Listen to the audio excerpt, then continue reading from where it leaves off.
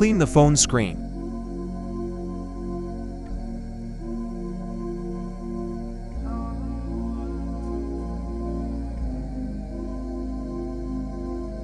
Fold the sheet sideways and remove the cut from the sheet. Make sure all 3 layers are removed from the sheet. Place the cut over the phone. Check if the alignment is correct. If the alignment is incorrect, lift all the 3 layers and adjust the alignment.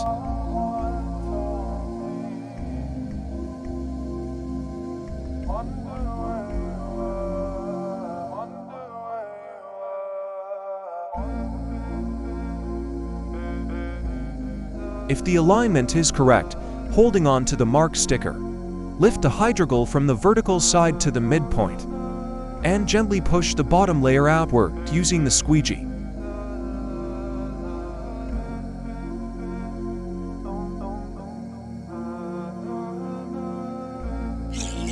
Follow the same procedure on the opposing side.